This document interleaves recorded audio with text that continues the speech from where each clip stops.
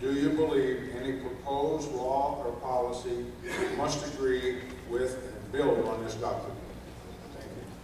First up will be candidate Jensen.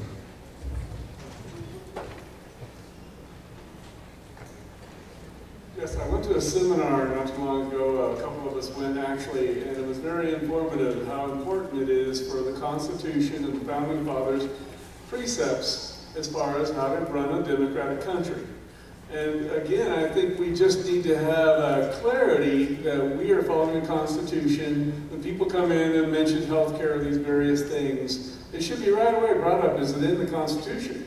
Or if it's not in the Constitution, guess what? We can't even go there. So I think sometimes these laws and different things, all of a sudden somebody gets an idea, and then a congressman says, I want to sponsor this bill, and then a bunch of others want to help him or her. We just need, again, to follow the Constitution. We need to be clear on our borders and how it's written in there that our Constitution wants our protection. Our Constitution wants the states to do what they're supposed to do.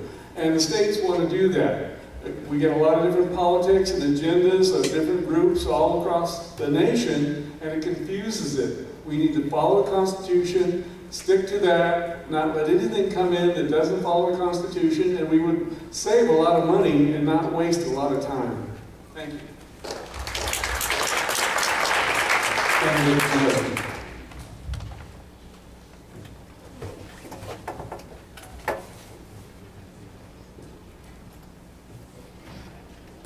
It doesn't take an attorney or a law school professor like Obama to understand this is a pretty simple document. Amending the document is a priority for some people. It's an onerous, long task. We don't have the time to do so. Yes, one of my goals would be introduce a balanced budget amendment. We must have that. We must limit the damage that Congress can do. That's why term limits are important. That too would take a constitutional amendment. We don't have the time to do either right now. Our biggest threat to us, our biggest threat to our national security, the biggest threat to our children is this unconscionable debt shoved down on us the last several years. It's been coming a long time. We've been asleep. We elected Obama because we failed to choose the right candidate in the primary. McCain wasn't my guy. Someone else was.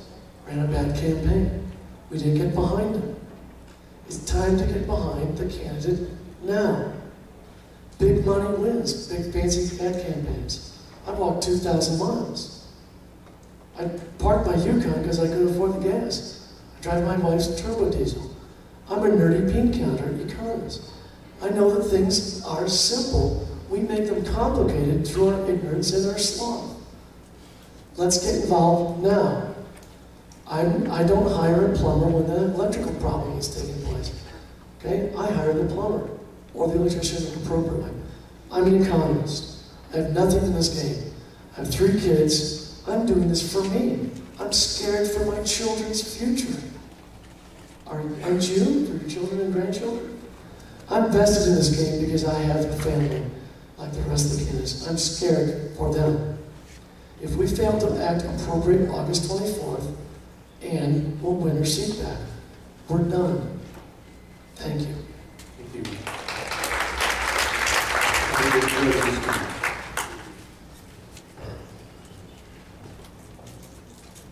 To my knowledge, there's not a candidate here that has a Supreme Court law license, practiced from the Supreme Court, has even appealed the case in front of the Arizona Supreme Court.